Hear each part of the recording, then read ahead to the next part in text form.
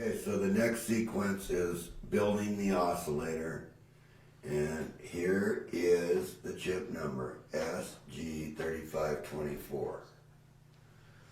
Okay, it's a 16 pin chip, and this is exactly the way we want it hooked up to fire this sequence. From 16 to 2, there's a 4.7K.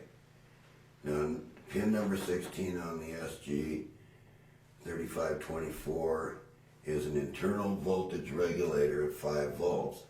So this becomes a voltage divider in the amplifier in here and balances it. So from 16 to 2, we want a 4.7K. And from 2 to ground, this whole line is ground. And you can see that these grounds are all indicated that they're the same ground by the color. Alright, so we want from pin 1 to ground a 4.7K. We want everything divided in half. And we want from 2 to ground a 4.7K. And for the timing, you may have to fiddle with this a little bit because of the timing on some of these chips. These only come in 2 different models now. You're either going to get this in a TI or you're going to get it in a, I forget what the other one is right at the moment, but they're oddball chips, and you may have to play around a little bit with this division, this divider up here, and the capacitor down here. You want as low leakage capacitor as you can get, and basically you want to go as slow as you can go, like this one's going over here, so that you can watch the sequences back and forth and what it's doing to the batteries in the system.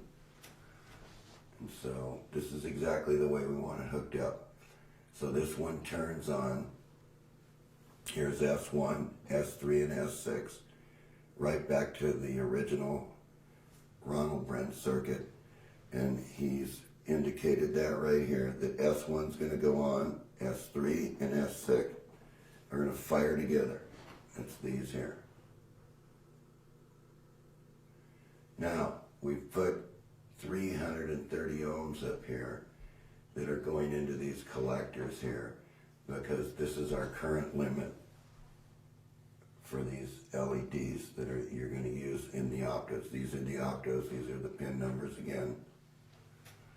Okay, so we're firing S1, S3, and S6 together. The first pulse, then the thing's going to flip 180 degrees. It's going to fire S2, S4, and S5. So what you're going to get across the battery is, once again,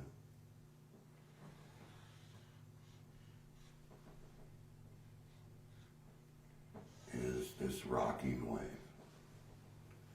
It's going to go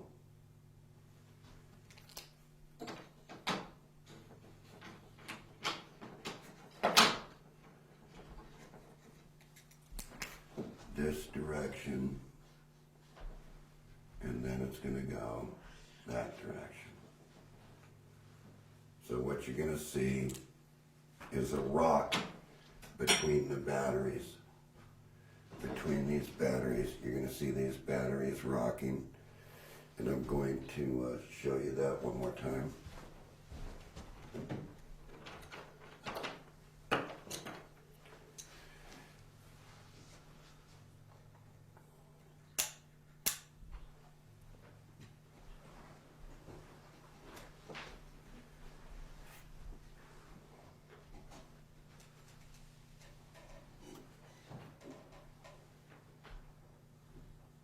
You're going to get this rocking motion.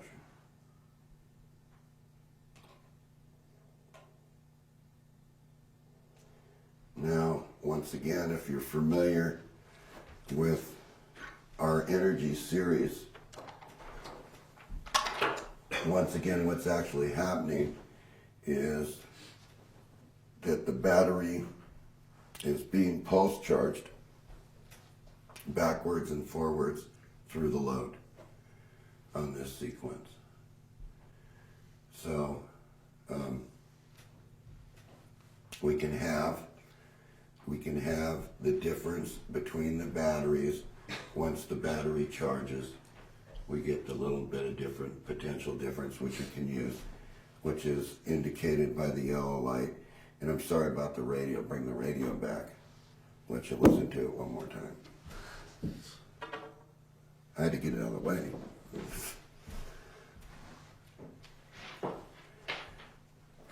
Okay, what I want you to see, what I want you to see is there's no batteries in the radio.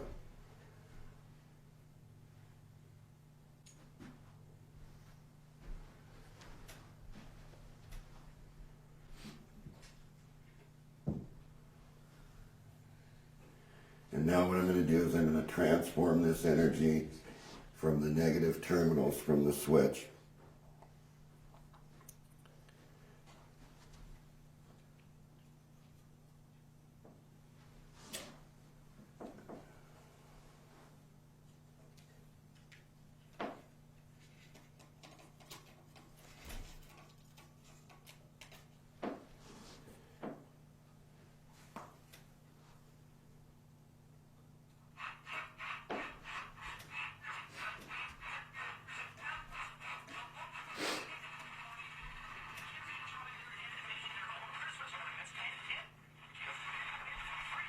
The batteries in there will be pulsing. Right.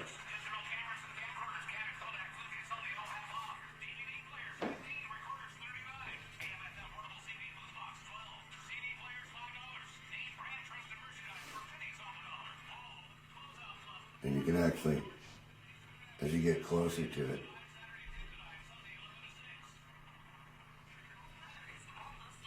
so when I get away from it, and get away from the wave, it gets clear.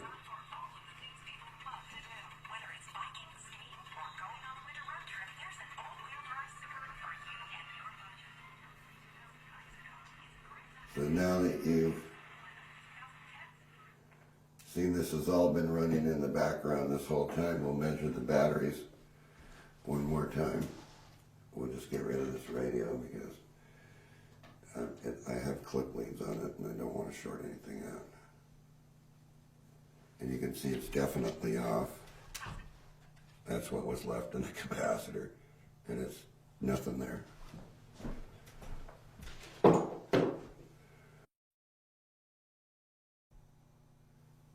5.2 volts.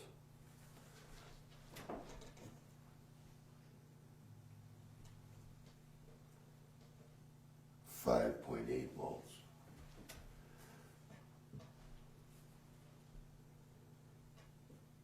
5.2 volts.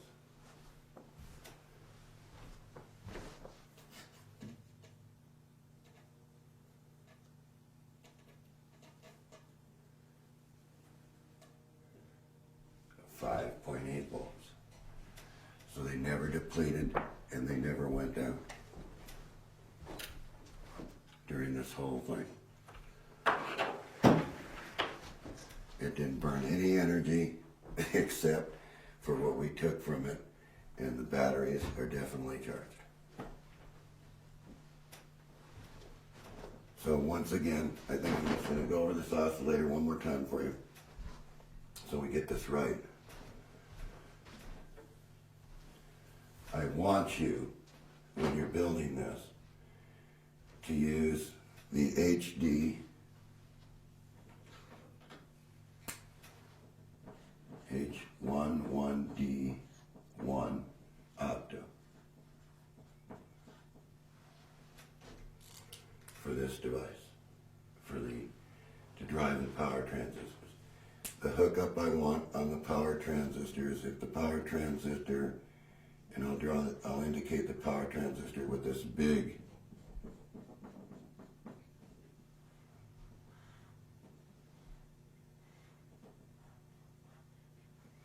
symbol. Okay, so I want the opto, if you're going to build this, to be hooked up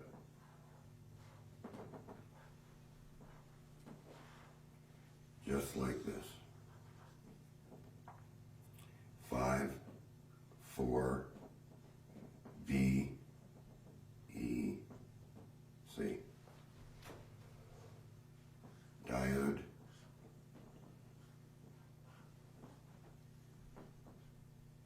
One, two. And that's indicated right here. And notice there's series string. There's 3 of them that are firing exactly at the same time. And they are current limited through this resistor here. You don't want to go too much on these because you don't want to put too much current in these diodes and have them not work, and then you'll have no optocoupler, so the switch won't work right. So you want to be between 5 to 12 volts. You want to start out the switch exactly like I did here, independently, by running it with a battery with a 5-volt regulator on it. So you want to regulate this SG chip here.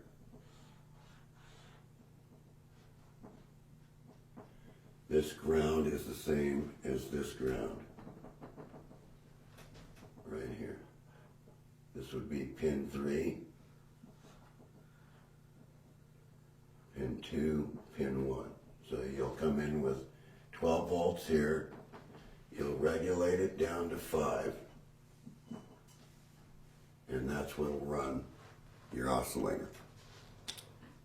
And if you feel that you need a little bit more through all this, then I would take this up to an 8-volt regulator, maximum, right at this point in time when you're first getting this switch to run. We're taking this 12-volt battery, and in the original drawing,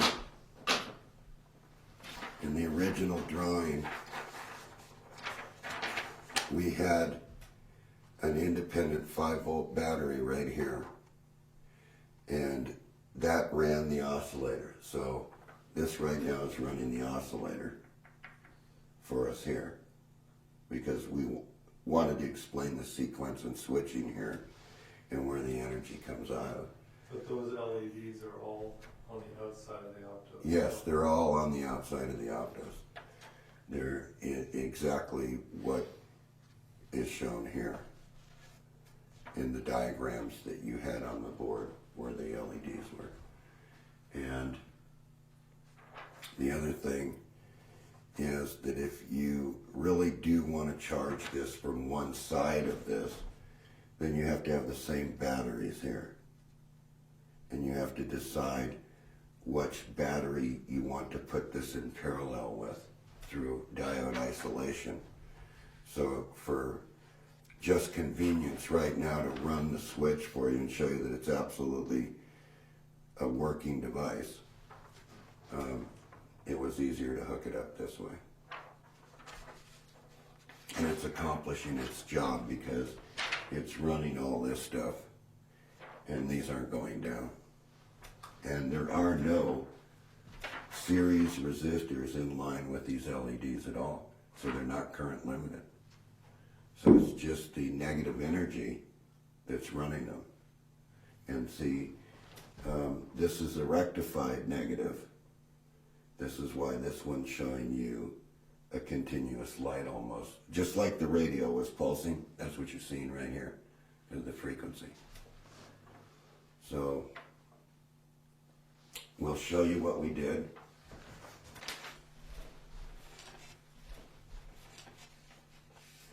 So I don't know if you can see that, but that's the circuit board right there that you're free to experiment with.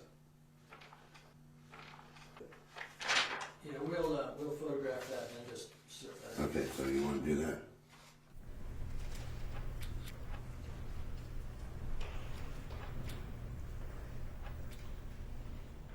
We were talking about this diode string here and what the sequences were.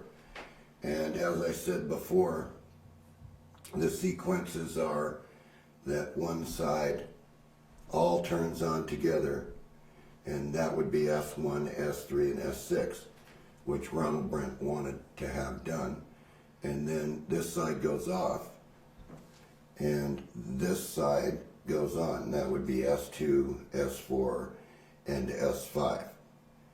And one more time, it's very important that you select the current through these diodes by these resistors up here on pin 13 and pin 12.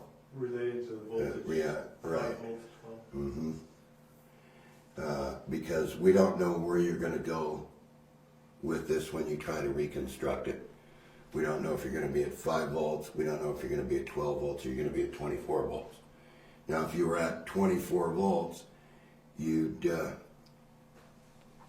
have 2 batteries in series and then the switch in between the 2 batteries in series. And what I'm going to do now is I'm going to take just a little bit here and go through the diodes and what the diode arrangement is on the battery hookup, so you know where the diodes are.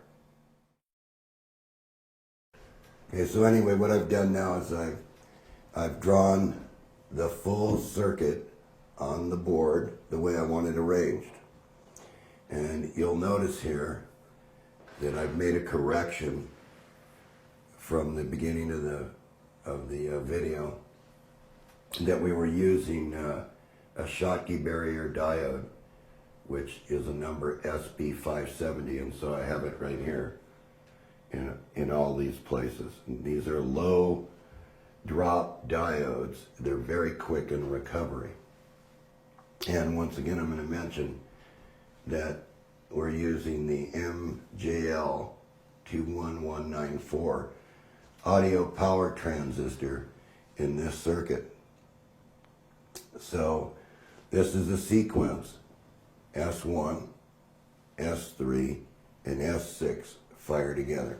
And I'll put the dots here. And this is the way that we want the diodes arranged. So we want this one, and this one fire together on this side. And then this side goes off,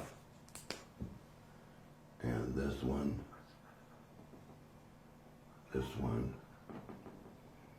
and this one turn on.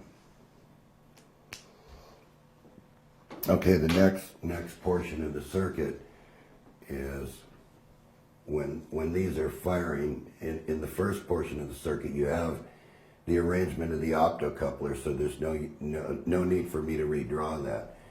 The only need for me is to tell you that this is the cathode to the diode, for those that don't know, and this is the anode. So if you're not sure about the way this diode goes, you look at the diode, and on the diode,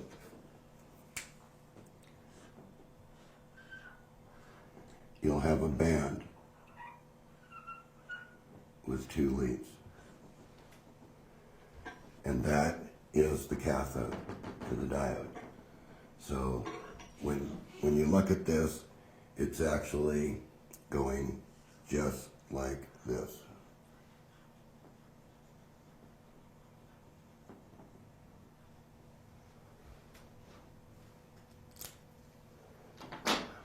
Okay, the next thing is, okay, how do we get the batteries to charge?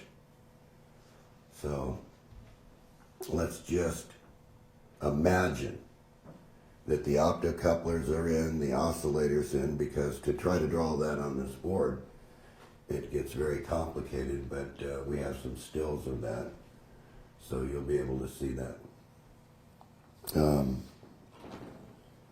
What happens is we want these diodes here that are negative.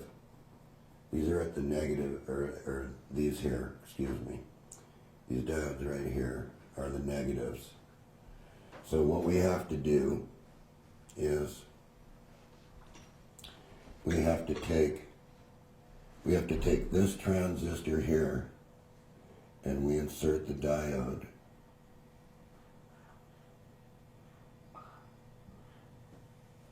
which is an LED.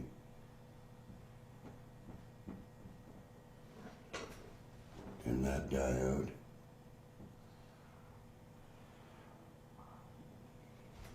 goes to this negative rail. So when this side turns on,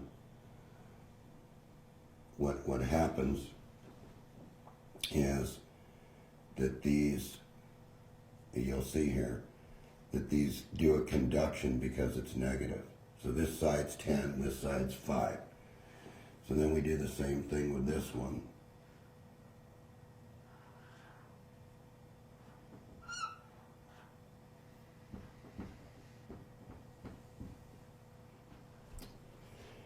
And when these are flipping backwards and forwards, in other words, just keep in your mind that what's happening is this becomes an alternating circuit, backwards and forwards, backwards and forwards, backwards and forward. And we take energy from the circuit, we take it from these points,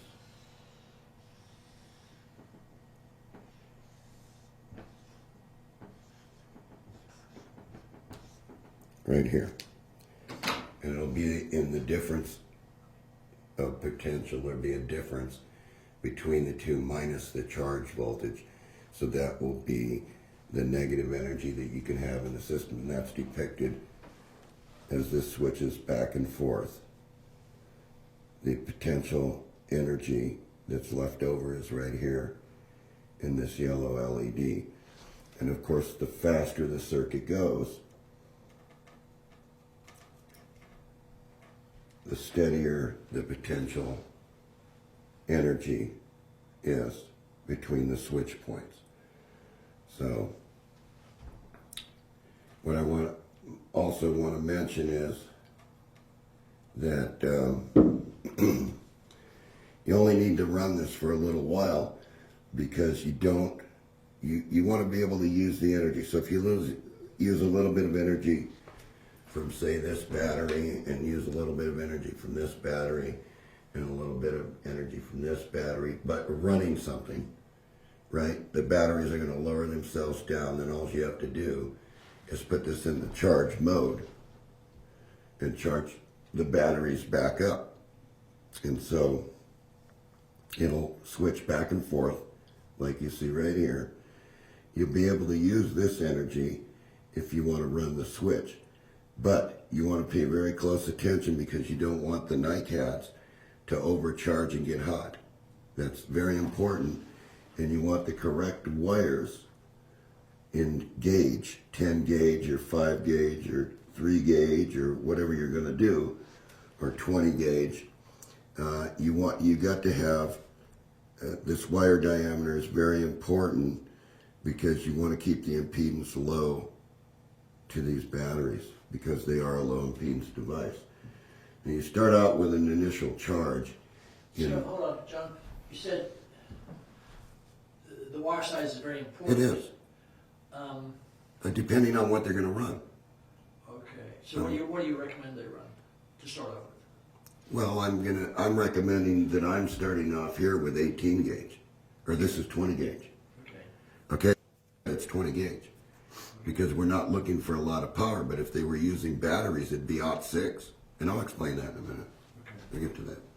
So it's very important to remember that the wires that you're using can carry the currents that you want to switch between each side. And once again, there is no resistance in here at all on these LEDs. There's no resistors at all. So that's just the energy that it's switching back and forth.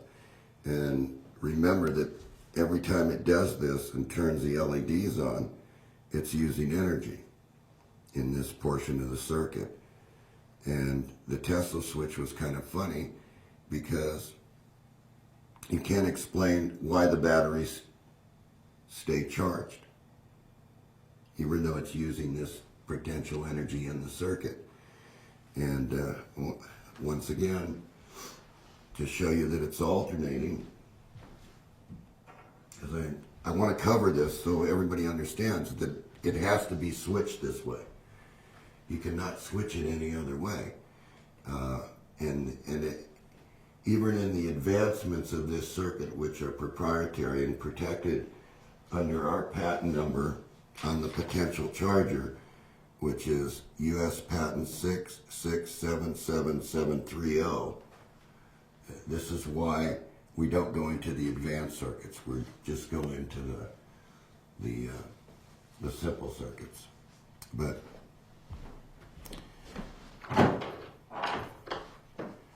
we'll show you this again, that they're alternating.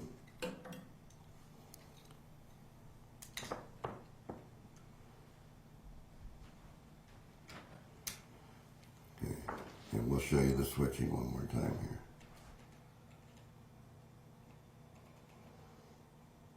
And if we look at the batteries, they're over 5 volts. In fact, they're up a little bit. Okay, now you can see that this one's coming down. And that's what they do. They go back and forth and they alternate.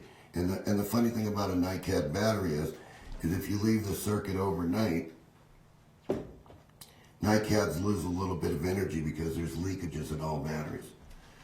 So you have to understand that too, that once you perfect the switch to do exactly what you want to do, you can maintain a low charge mode where you can keep it running. And so for those that have to have the energy to recharge a battery to run the oscillator, then you have to come off a portion of this switch. You have to come off somewhere here. And you have to isolate the oscillator. So your battery is going to be here. And it won't be tied to the ground of the oscillator, but only you have to isolate the charge. So you're going to have to put another switching transistor in here to direct the charge when this turns on to this battery. And then when that's off, the oscillator gets the energy. So you can do it. And we can't go into that portion because it would take way too long to do that. But I think right now what you want to do is you want to run, you can always put a switch and switch 2 batteries here, because when you're dealing in the circuit here, you're not dealing with any negative energy. You're dealing with positive energy. And that positive energy can vary. These could be 2 batteries here and 1 battery here and 2 here and 1 back down here, or it could be 2 here and 1 here. And then you can have a switch which runs the oscillator so that when this battery is depleted, it switches it out of the circuit and charges it up across one of these again. And you can do that in a loop, providing that you don't try to do it with the negative end, because you're not going to be able to mix the 2 energies. There's a difference in the energy. And I'm going to say right now, don't try to clip lead this circuit. If you try to do this with clip leads, you're going to fail at everything you do. I did that and my wires burned out. Who did it? I did that when I was trying to do a 12 volt clip leads. And what happened? Well, the wire gauge was too small too. Right, and what will happen is if these batteries start to get bigger, energy circuits. So excuse me, instead of clip leads, what should one use? Well, it should be on a circuit board, or it should be on a breadboard that's got some pretty stiff wire on it, because you're going to lose a lot here. Solid connection. Right, solid connections, pinpoint connections. So we don't want to see a clip lead running from this collector to the plus of this battery, and a clip lead running from this. You can do this if you want and fail at what you're doing, or you can do it the correct way and build the circuit like I'm telling you to. Okay, and don't make, here's the next thing with the Tesla switch, Do not make any changes because you think it's better, because you're wrong. It's not better. You get the circuit to run exactly the way that I have drawn it on the board. And once you get that running, then you're free as a person to make all the foolish changes you want. And that's just how I have to say that, because I have people call me all the time and say, well, John, I want to be able to use this. Well, no, build the circuit the way that I've shown you how to build the circuit. And then after you get it to operate exactly like it's operating right here, you can make all the changes that you want. So don't think you know anything about this circuit, because for the past 25 years you've done nothing with the circuit. Nobody's built this circuit. It just died out there, and you're all asking, well, we would like to know how to make this. And I'm telling you, here it is. This is the way you make this circuit. You don't change anything until it's operating. Okay, so anyway, what I want to get you to understand, and I'm going to point this out again to you, that when this is going back and forth in a switch, this is AC here. It's not rectified. You cannot run anything except a light bulb here. You can't run your DC circuits with this until it's rectified and filtered out. And what it's going to look like to the rectifier is probably a spike, a switching spike. So you need to transform the negative to a positive energy to run something. That's what I was doing with this radio when I had it hooked up here. I was letting you listen to the switching while it was running the radio, because I wanted to make certain that you understood the energy that was running the radio. So I wanted you to hear it. So everybody's going to say, well, how can we run the oscillator off this device with its own internal battery? Okay, there is one scheme that you can use. You can wait for this to switch, and then you can pick this up with an optocoupler. You can steal a little bit of this, pick it up with an optocoupler, and transfer some of that energy to your battery. So you would wait for this one side to switch, and I think it's actually depicted in this. Thanks. It's actually depicted in this drawing right here, in the original drawing, of how you switch that. So this was your original drawing? Yes, the original drawing, which we'll make available so that they can get ideas from it. We're not saying follow this. We're saying go with the opto switching, because it's a little bit difficult to use all these transformers and get them all phased right. If you don't phase these transformers right, then you get switching that's not right, and then you're going to come back and you're going to say, well, we built the whole thing, but it didn't work. It's because something that you did is wrong. You know, when it's as clear as this on the blackboard and how you do it, you can't make a mistake. This is the way that it's hooked up.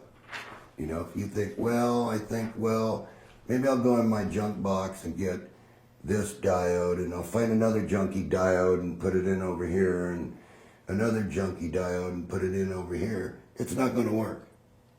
You're not going to get any energy out of this system at all. What's going to happen is this drop's going to be different than this drop, and this drop's going to be different than this drop. And then you're going to write me an email and you're going to say, well, I built it and it didn't work. And I'm going to refer back to the movie and say, it does work, because it's running here. So the other thing that I want to bring up is, it is covered under our U.S. patent on the potential charger.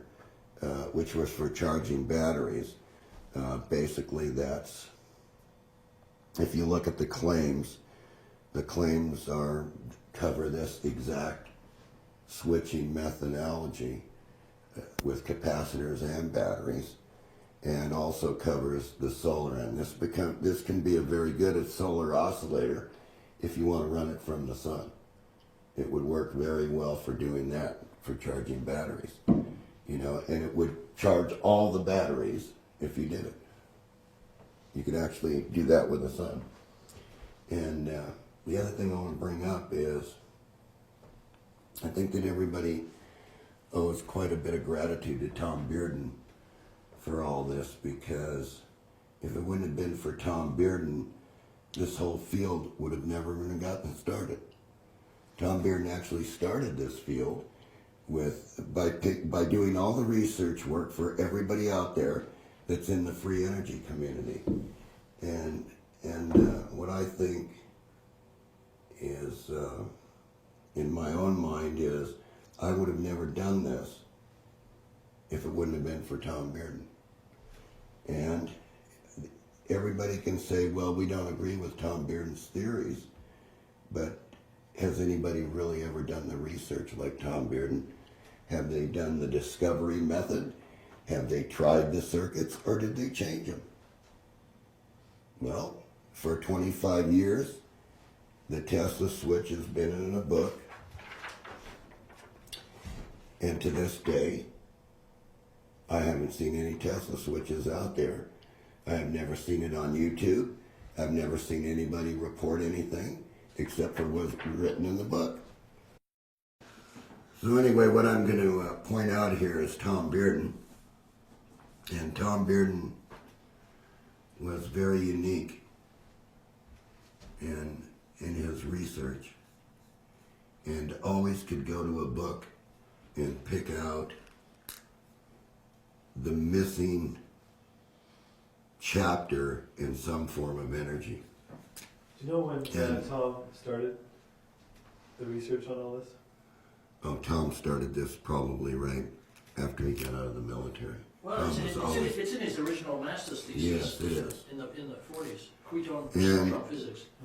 believe me, everybody that's listening to John rant right at this very moment, Tom Bearden does deserve the Nobel Prize for his research work. And what Tom always said is, if you take little bitty pulses and you just build them up like this, and just before the current can flow, so that what you're doing is you're just building up the potential like this, that once it's up here at this potential of 100 volts, by doing this, you're charging some kind of a capacitor. All right? The symbol for a capacitor.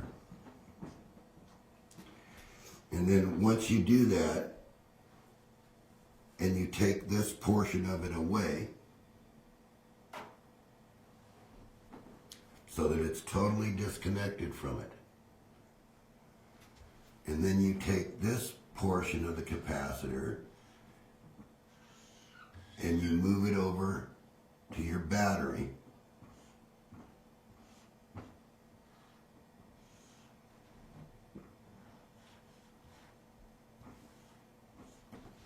with this switch, that you dump this capacitor across the battery, and what you get then is you get a sharp spike across the battery. Well, he's tried to point out for years, and nobody took Tom Bearden seriously, that it's this little spike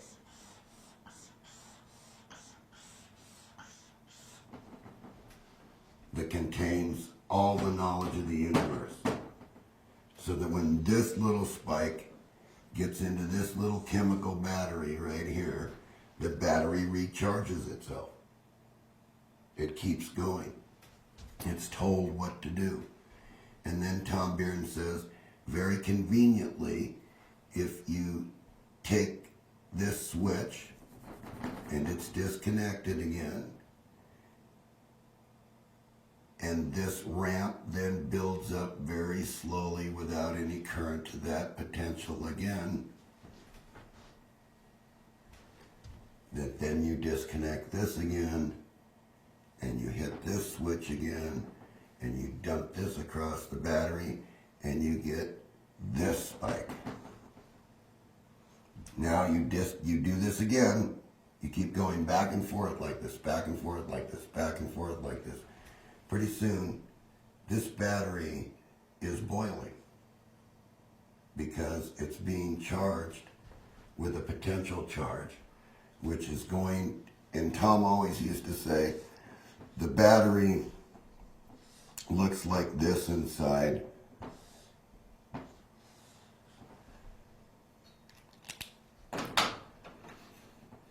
And the electrons, well, we don't know that there's any electrons. I've never found one on the bench. I can't see one. I can't see anything on the bench except for what these waves do. But Tom depicted that the ions are big, like this red dot. And they're just sitting here. Hundreds of them, thousands of them. Those are their battery plates, the square things, the Yeah. battery plates. Yes, those are the battery plates. Now, Tom said, you hit this with a potential charge. There's no current involved because as soon as the potential charge hits it, electrons start to pile up around, and that's the blue. And it keeps piling up until the ion moves that direction to recharge the battery. So, if you have all this potential and you have this signal that hits the battery, what keeps happening to the ions is they keep recharging the battery without any force. See, they move very slowly, but the battery sort of recharges itself. And that's what the difference is between Tom Bearden and people that I call current pushers, that do everything just by the book. You know, we don't want to use current. John does not use current to do any of this. If we're working with this, we don't want to use any current because the current in the circuit is the thing that gets everything hot. If you come over, and if you just came over here, Pat, and touch one of these devices, you'll see it's colder than the air. Oh, yeah, it is. That's negative energy. So we don't want to use any current. We just want to use this little spike to move the ions in the battery back and forth. So once the ions move in the battery recharges itself, and then we can take this back. So if you really think about it, the Tesla switch, I named it the Tesla switch. Nobody named it the Tesla switch. John named it the Tesla switch. And Why did you invoke I named it the Tesla switch because Tesla, in all the patents that I've ever read on Tesla, and some unique papers that are mystical on the internet, you know for a fact that Tesla didn't say that, you know, and you know that Tesla always was opposed to anything with current. He always used high potentials. He didn't care about the current. That wasn't the thing that did the magic. It was the high potentials that he placed on things. And so this is why we go back and we say that Tom Bearden was absolutely right. If we took this little oscillator and we made it just go up until it reached the point we wanted to, at which point this would be charged, and then we hit this switch and bang, what we get is actually this spike across the battery. So, John, are you saying that every time it goes up and then it comes down and you hit the switch, it gives you one more spike? What I'm saying is that Tom's theory was that this was a little oscillator, that before the oscillator actually went through the cycle, that, in other words, it was there. It was right in the picture. But before the current could go through, in other words, before the current could close the loop and draw current, right? It's when it got to this point. It's when it got right to this point where these two arrows are. It shut off. But by the time it got to that point, this was all the way up the scale, so that there was 100 volts on this capacitor. And he called it step charging. Now, when we did the first book with Jim Watson, Tom and I sat at the convention, and I said, Tom, Which convention? the Tesla convention in Colorado Springs, the one where the Watson machine was there, that mysteriously disappeared into oblivion, is probably underground to this day running. So 1984. yeah, that was 84, and in the book I depicted the wave for you, and I said, Tom, I said, this is the analogy of this machine is you pulse the battery up, and so when the battery's sitting here at its level, say 12.65, and when you pulse this battery up and it shoots up with its high potential, you wait just a little bit after that and you steal the surface charge to run the motor again. And Tom said, that's right, John. You're moving those ions, and what's happening is the battery gets this high surface charge, and to move from 12.65 to say 13. And just before it can fall back down to 12.65, you steal the charge and run the motor. And that's exactly what Jim Watson did. And if you look very closely at Jim Watson's pictures, you will find out that there's a big disc on the back of the machine that looks like this. And look even closer, and you will see that he's got a magnet here, and then he's got a magnet, and they're not at the same spacing all the way around the machine. They're actually making a spiral. They're actually on a spiral path around the machine.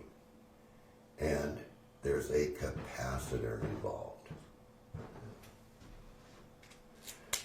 So you steal the surface charge, you run the motor, the generator charges the capacitor, the motor turns off, this dumps to the battery, raises it from 12.65 to 13, you steal the surface charge.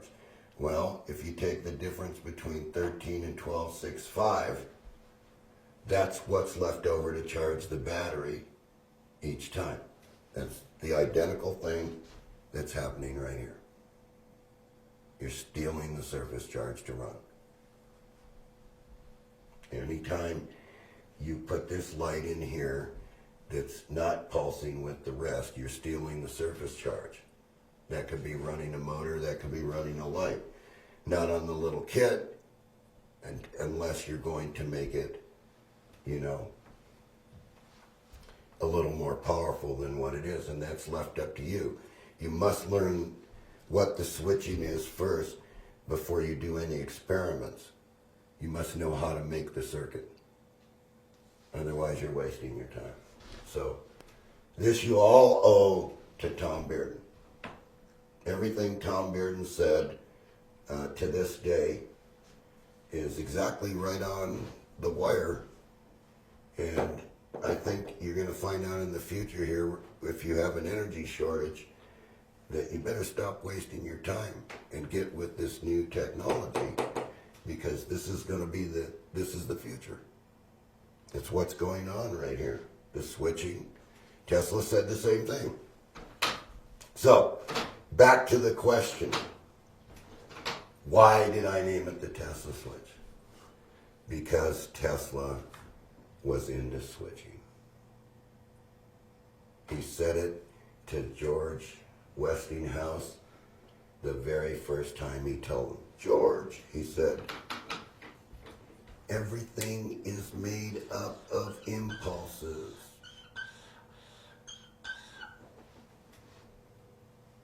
Everything. And so, did they listen? I don't think so. Or it was blocked, one or the other. But everything Tesla did was pulsed in the end. Because he found out where this energy occurs. And it occurs when the current can't complete the loop.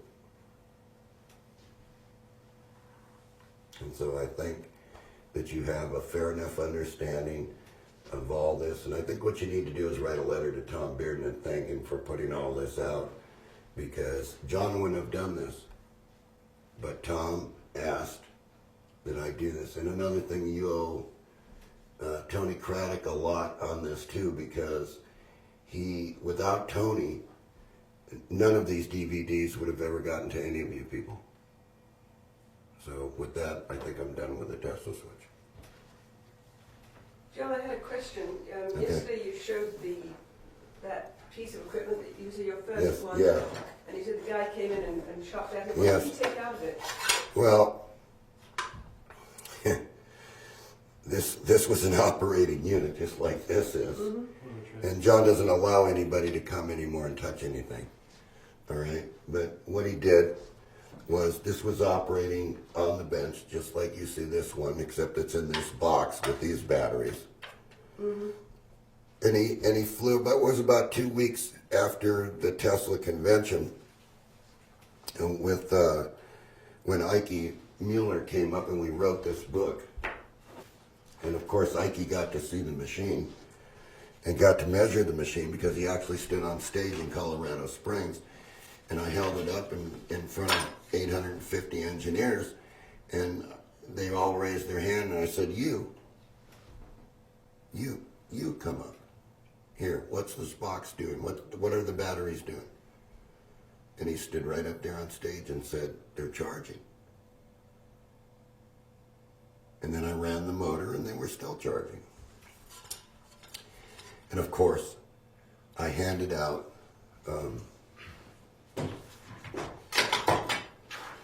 I just freely took my copy machine and made 400 copies of this diagram, and I just passed them around at the convention. And shortly after that, this guy shows up with his scope and everything else, his little digital scope, his little portable digital scope. And he says, I don't believe that works at all. And I said, well, it's right there. I said, just flip the switch, which was here. I just said, turn it on. And of course the motor was plugged into here, or a light, whatever I had in here.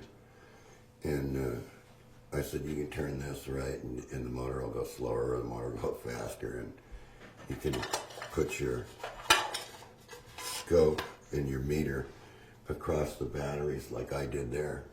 And I said, you can watch for yourself. I said, you can do that.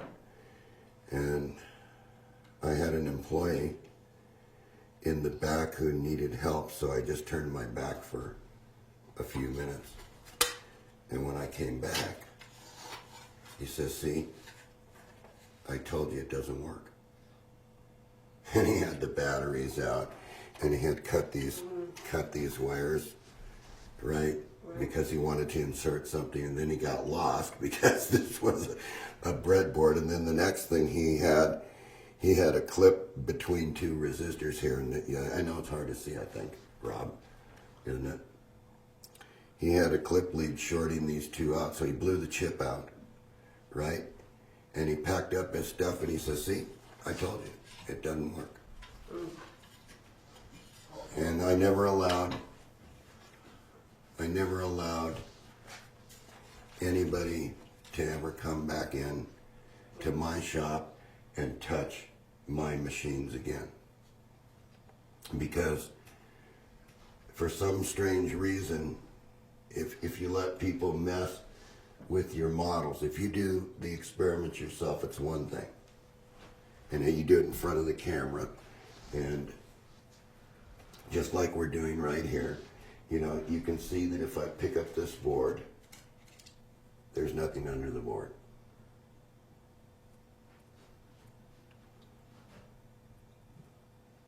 There's no strings, there's no wires running, there's no oscillators underneath my box.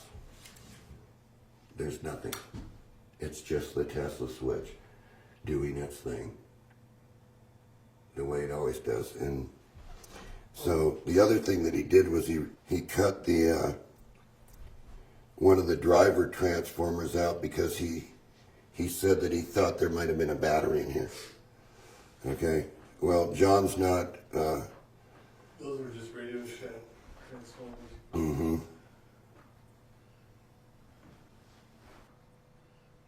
John never has cheated in anything, and he's always been right up front with everybody about this.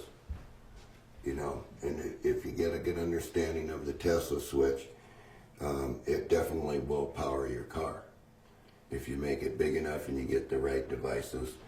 And since we have all this technology today, I'm sure this can be done by computer.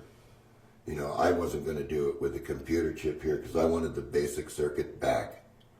You know, and let everybody build the basic circuit and study it. And then you can make refinements from there. But just remember whose patent it is. One more question, John. It's probably not even worth putting on it. I didn't quite understand what you were saying here.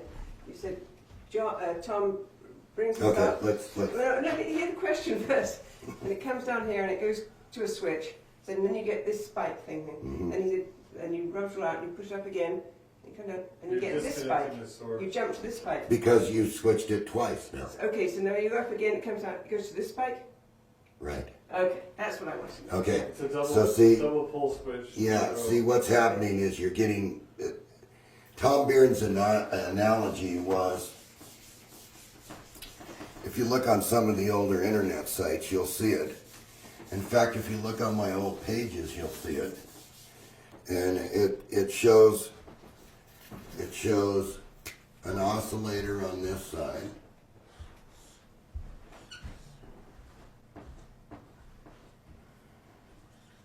And it shows a switch. And it shows a load over here. It shows a switch. And this is the capacitor. So it shows the switch switching this direction and the capacitor charging up to this 100 volts with no current. And then the switch flips, right? And goes across the load, and you have the energy. And you can do that all day long using basically no energy to do it, just what the oscillator's doing. And so Tom said that it starts like this here and builds up very slow to that point, at which time this switches this direction. It disconnects completely, so nothing can flow back. On both sides. Yeah, and then dumps it across the road, which was brilliant because who would do that? Unless, so the people have to understand that Tom Bearden does a lot of research. Tom Bearden has dedicated his whole life to researching every little thing that he can pull out of the electrical engineering, and he found all the flaws. And what he can pull out from physics. Yes. Physics as well. Yes, Because that's where there was the Yes. that's where the disconnect was between the physics and the electrical engineering. so the people out there can complain that they don't understand Tom Bearden. They're not reading. They're not doing the research work. They want it handed to them. You gotta work. If you want to do something like this, you gotta dedicate yourself to doing it. You can't just expect somebody to hand you this. You gotta work. You know, you have to understand how many hours go into this thing before you can get this switch to work. You know, how much thinking do you have to do before you lay it out for optocouplers and everything like I did here? You know, you have to know something about the circuit to do it. You can't just have it handed to you and think that you're going to understand it, because you're not going to be able to fix it unless you understand it. And you're not going to be able to use Tom Bearden's information unless you understand it. The other thing is that this is an emerging science. Yes, it is. This is not a mature science. No. And everyone's still feeling their way. Right, exactly. We're all making mistakes. Yeah. You know, this is something that mankind needs to do it now. You know, we don't have much time not to do this. I mean, you know, if there's such a thing as peak oil, which I don't believe, I believe there's plenty of oil, you know, and but if you're going to get away from it, then you have to start somewhere. You have to start at the low levels. You just can't have somebody hand you the machine that's going to power your future, because if something happened to the machine, you couldn't fix it. Yeah, that's right. So we need to really buckle down and understand what Tom Bearden was saying here about where the energy actually comes from. And he's absolutely right. It comes from the vacuum of space. It's all around you all day long. It's potential. So I guess that's about it, Tom. And a good place to start. It's potential. Okay, so in tribute to Tom Bearden, I suggest that you get his book and send him a thank you for everything that he put in that book. 1,000 pages. Yeah, because you wouldn't have nothing without this book. You wouldn't even see this switch running optically without Tom Bearden. And it's all in here. Everywhere you go, Tom Bearden has put something in this book. And so, you gotta understand, this is not like a Bible. You don't have to have some other book to figure out what Tom Bearden is saying here. You see, and Tom shows it very clearly what it is. Now, Tom's not a bench person. Everybody has to understand that. He's a scientist, and he's theoretically picking out this stuff, and he's doing a lot of thinking on this. And then the bench person comes along and says, you know what? I think I'll try that. And then this is what we get. You know, it's theoretical when somebody hands you, that never built the machine, when somebody hands you a drawing like this and it says, well, it's your expertise, John, you have to figure this out. You know, I seen it somewhere, but where did you see it? You know, that wasn't in this letter. What was in this letter is, gee, John, it's your expertise. Can you please make this work for us? Yeah. So I said, sure. After I waited 25 years for somebody to knock on my door and says, look at the Tesla switch. It's running my car out there. Okay, well, that's as far as I'm going to take you. The rest you have to do yourself. You have to discover what it is. You know, I can lead you on the blackboard to all the switching and why we do the switching that way. But this is what I was asked to do. Right here. And I did exactly what I was asked to do. There it is. It's opto-coupled. You don't have to buy any transformers. And I think that ends my session. Great, thank you, John.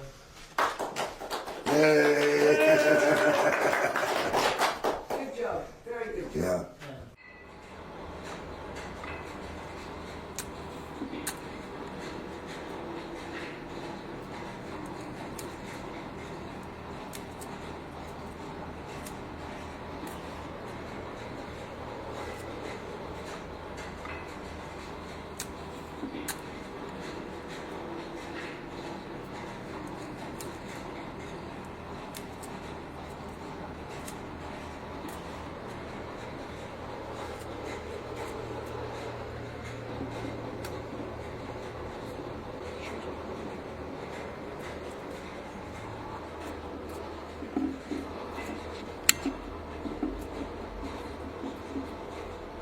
I'm going to do a simulation for you for the Tesla switch so you understand one half of the switch. And so I'm going to show it to you on the bench with the simulation with the batteries. And so what I've done is I have fixed these transistors so that they're on with a 100 ohm resistor as if the optocouplers turn them on. And you can see this one's on, this one's on, this one's on. And I'm going to pulse this one with a generator so you can see the direction of the flow through the load and the battery charging. And so once again, the simulation is what has been on my internet pages for close to 25, almost 30 years now. And so we're going to get right to it here. And what I'm going to do is I'm going to show you the pulses. You're going to be able to see the scope, see what's going to the light bulb, and I've turned the frequency down real low so that you can see how this is switching. And then we'll get a shot of the battery. So the battery's at yeah, it looks like 12, kind of hard to see it, 12594 right here in the meter. It's not very well lit, so it's going to be a little difficult.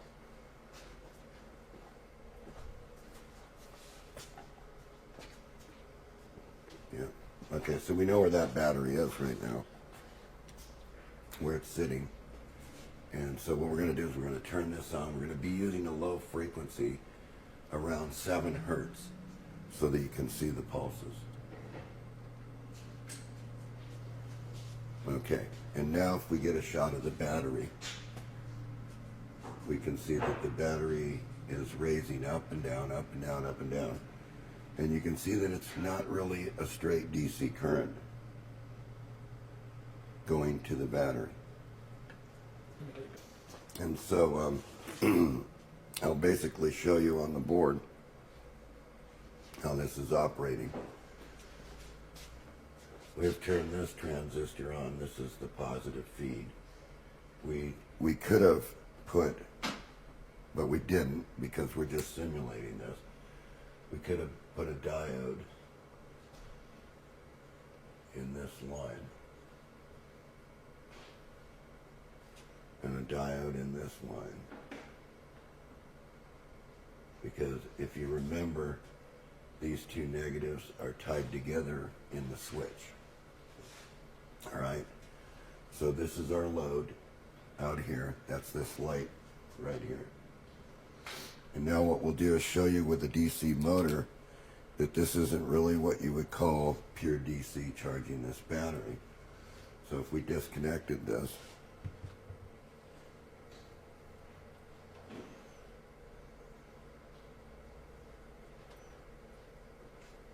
you can see that it's oscillating here. Give it a little push. It might, well, it doesn't look like it wants to go. But you can see how the waves changed here. Yeah. Picking that up.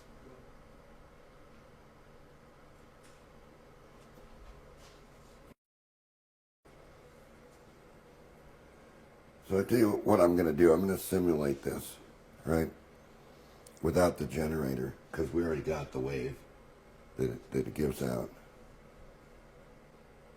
And the scope, sometimes the grounds, they interfere because, so we'll just try it without this. You never know with these what they're going to do. Remember what I said, Tony, about clip leads. Yeah. I'm going to simulate the Tesla switch by hand here, and I'm going to be turning this transistor on. These are already on because they're biased on, so that they make a connection to the battery, so you can see what the differential is between this negative and this negative. So here, we're going to go ahead and simulate that. You want to come over here and get the battery. As I hold this on, I'm going to go ahead and get this here for you. I want you to get the meter of how it, 12658, 12660, 12661, 663, 665. right, so this is simulating 668. as if the switch was on and going real fast. 673, 675,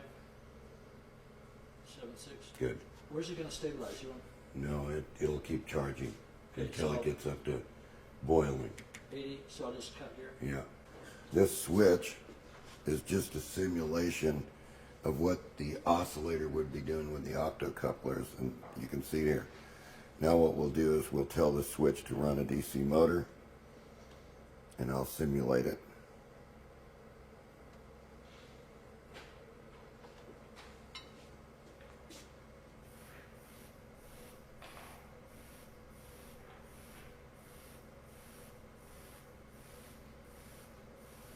And still, if you come over here and we run the DC motor, you'll see that this battery is still charging through the motor. 12998, 13 flat, 1306. It's already going up there now. Yeah, so it's really going up depending on what the impedance is. Okay, let's run a motor that's much bigger in diameter and much heavier in current draw with these switches. And I'm probably going to have to hold on to this. Okay, now come on over and you can see that this one's quite torquey through the switch, and you can see it's probably really going up there really quick.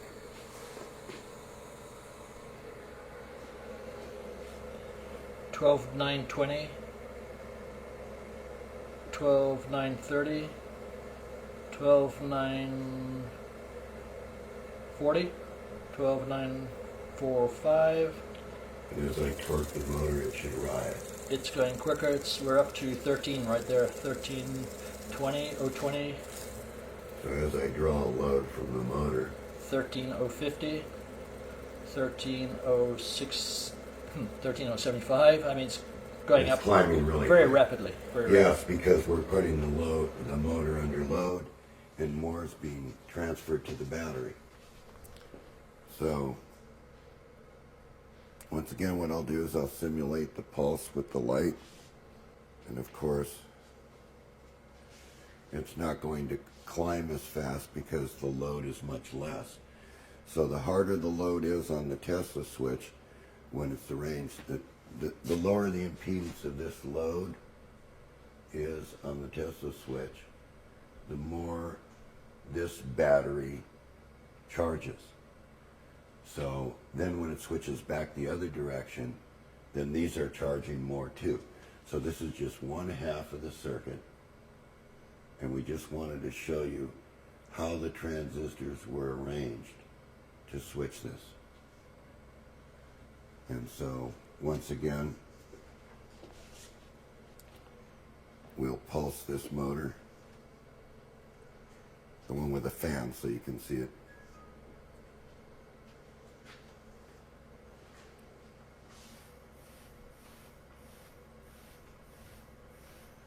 And this is what the oscillator would be doing, but the oscillator would be doing this really fast. And so you'd see a steady you would see steady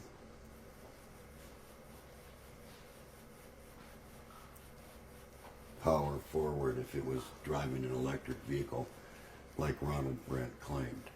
Right.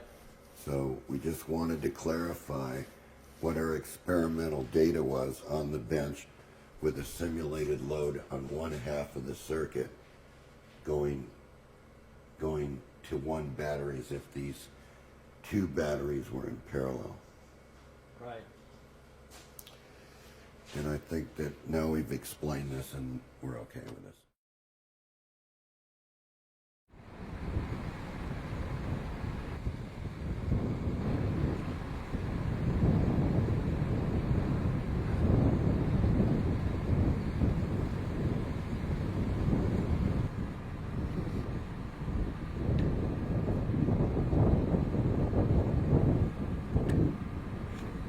You can see here it's a cold boil.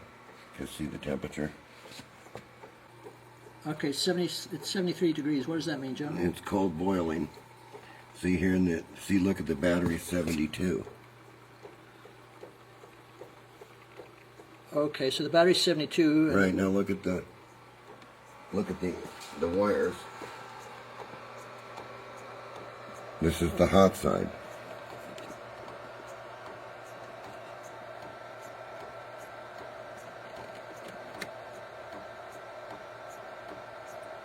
Okay.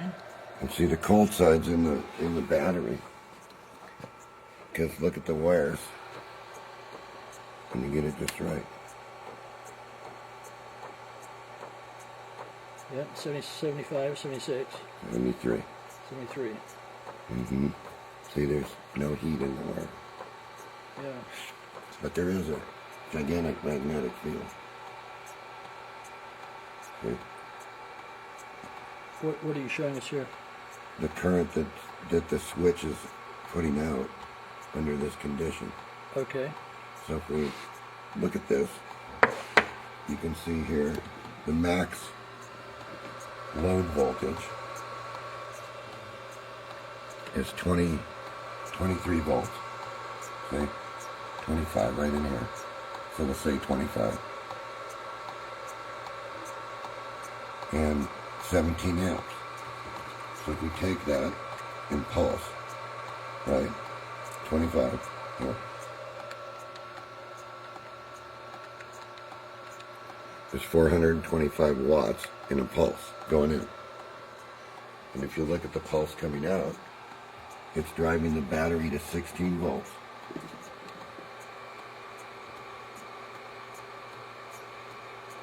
And over 60 amps here in a pulse. So if you remember the 425, right?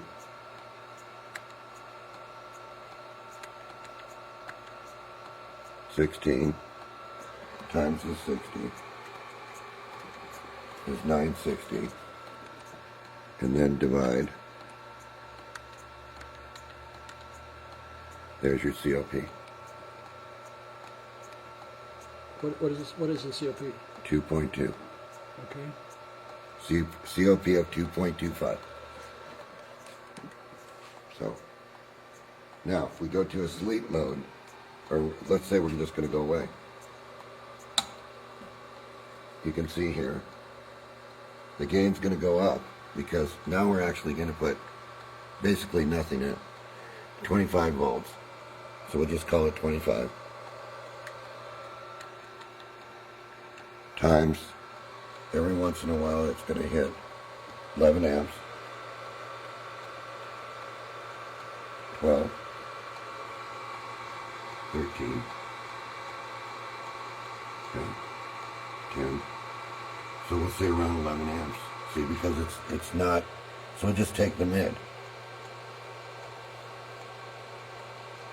So we'll just call it 15. Okay, so it's going to be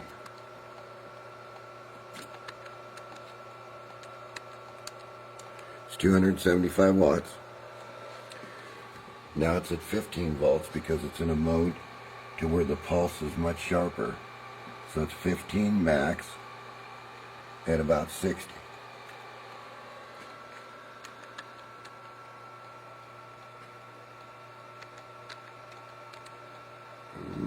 Syntax error, okay. It's 900. What did I say it was? 225. 225. Divide by 225. Now you have a COP of 4. So in the sleep mode, there's a COP of 4? Yes, because of the pulse is much sharper now through the system.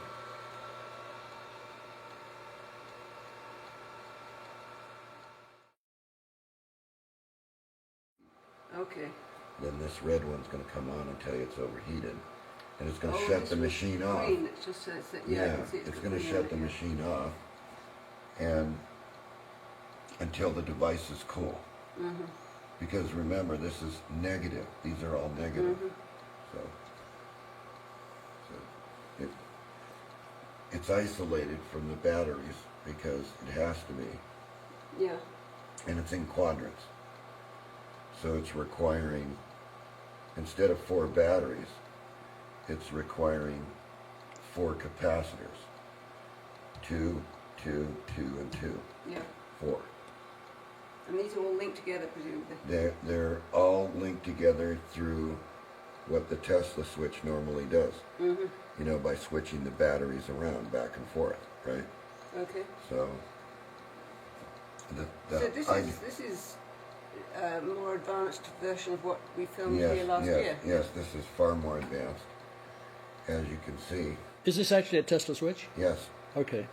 it is a Tesla switch, and it's got a breaker on it, a switch that allows you to change the pulse shape from this very sharp one to this very low one, and you can hear it. And it's, And that is what we pick up if we put this over here. yeah, now this Tick-tock, would be, tick-tock, right, yeah. this would be, you can feel this right here, Yeah, but feel this pulse, yeah. and that's very small pulse. Yeah, very small. And what do you feel? You- Tick-tock, You, tick-tock. you feel the magnets clicking together? Is that what? No, you feel the magnetic field that's going every time the machine asks for power. So there's a little current that comes through here. See? And they should be the same. Don't feel anything there. Mm-hmm. Okay? But the real gain is produced when the switch changes sides, is what you're hearing here. Yeah, and feeling. So yes, you can feel a much different, but can you feel the difference in this pulse? Yeah. It Much feels sharper, hi- right? And higher. Yeah, higher, Yeah, real high, yeah. right. And so this is where you're getting the COP gain, Yeah. see? When you do this, because you're still asking for, it's still outputting 15 volts at 60 amps, right? And if you do that figure, you put the 15 times 60, and it's 900 watt pulse. Right. But since the meter's very slow, and see, it's actually starting from 30 over here, so it's actually 90. So look actually what's good with the battery seeing in a pulse. The battery seeing is 15 volts times 90, which is 1,350 watts. Now what were we putting in? 225, right? Well, You now have a COP of 6. yeah. Now, why Now, does because that vary? because the reduced current on the input, this is why I've always explained with the monopole motor that the least amount of current you can put on the input, the maximum amount of gain you're going to get through the machine into the batteries. Okay, but this time it showed a COP of 6, but last time it was like COP of 4. Yeah, Why because did that change? because we went from where the real starting point was. Oh, okay. We had to add 30 more. That's right, because it goes between the 30 Yes, yeah. over to the 60. Yeah. Right. Instead of the 0 to the 60. Right. Okay. So we got have it. to add it together, Right. which is actually 90. And Right. actually it's much higher than that because there's a delay in the meter. Okay. So now if we turn the power on, we still add this, see, but it's much less this Right. time because we're asking for current now. Okay. So that means we're going to cut down on what the radiant output of the machine can be. All right, so see, it's not quite going to 30. Yeah. So it's about 15 plus the 60. See, because it's starting back here. Starting maybe 10 or 15. Yeah. Yeah. And it's So not if you very add good. that together, right? We first have to know what it is here. So it's maxing at 17. Okay. At 18 volts, right? See, when it pulls down. 18, 17. See? So 18 times 17. 306 watts in. All right? 306, all right. And what are we doing here? So remember the 306. Yep. What are we doing here? We're starting at, let's just call it 60 because, Yeah, all right. all right, because see, it's at 16 volts now. So 16 times 60 equals 960. Divide by 306. Yeah. 3.13. Is the COP. Right. And it's really there because you can see the power going into the battery. You can see the boiler jumping. And you can hear the battery. And you can see the bubbles. Oh, yes. And this is at the high voltage coming in. Yeah. Right. Yeah, we can go much higher Right. to where we can really drive it up, but we're gonna max the supply. Right. It's already maxed because it can only do 15 amps. And what you're smelling is the ozone that it's generating. The ozone's coming from where, John? It's coming from the batteries because it's like an instantaneous electrical shock to the batteries. It's not damaging anything or hurting anything here because it's not overheating anything. But I just want to make it known now. Now watch what happens when we cut the input. We say, What am I supposed to watch? well, I'm going to move the switch. You're going to Okay. watch the current. Okay. You're going to see I'm going to tell it that I'm just gone away and I want it to trickle charge with the panel, right?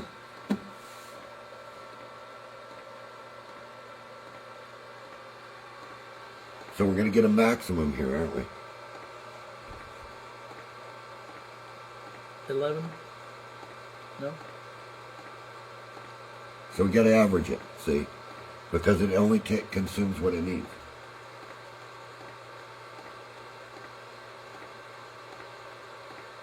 It's about 14. And then the load. 20 volts, right? Yeah, give or take. 280 watts input. Right. Okay. Okay, now we're looking at 15 and 90 because it's starting back here, see? Right. So we clear that. What did I say what that was? 280. Okay. Yeah, so now we're looking at 90 times the 15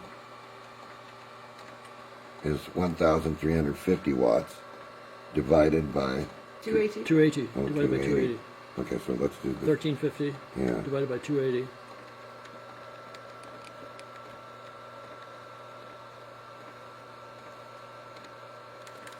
.8, 5 to 1. That's the trickle charge. Yeah, that's the COP under that mode. Because it's pulling less current, then there's more COP. When there's less current Right. on the input. What do you call this switch? It's just a Tesla switch. It's a quadrant Tesla switch. The quadrant, Yeah, it's totally advanced from the movies that we shot before the filming on what we did before with this switch. Right. So I just wanted to make sure that I had this documented where you could actually see the COPs Right. and how they were figured on the switch. Okay. And I wanted you to actually get, a look at the cold boil and what the temperature of the cold boil was. Yeah.